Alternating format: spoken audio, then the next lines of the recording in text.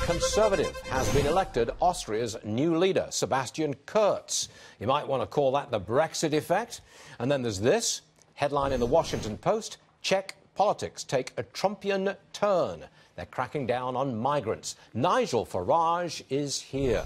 So the explosion in Europe when Angela Merkel opened the doors to over 1 million migrants, Muslim migrants, it's not over. The repercussions are rippling through still, are they not?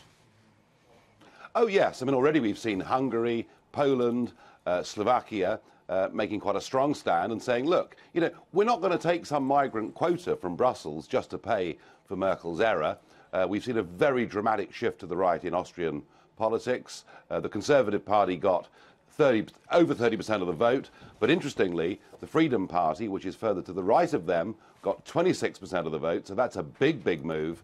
And now, as you say, almost perhaps a Trumpian turn taking place in Czech politics. And I think that the European Union, who have held the freedom of movement and their migrant policy to be an article of faith, frankly, unless they rethink this, then this union will simply break up. Well, so that's the issue. The Muslim migrants are the issue which actually will break up the European Union. Not Greece's debt, not debt by Italian banks. No, it's the Muslim migrants that break it up. Is that right?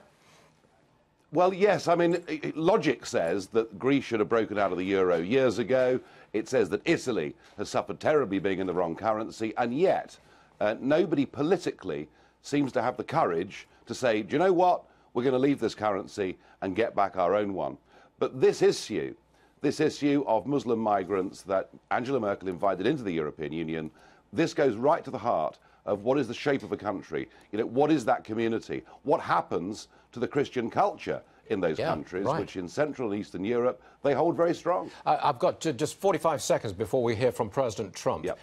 Quickly, Nigel, what's the end game here?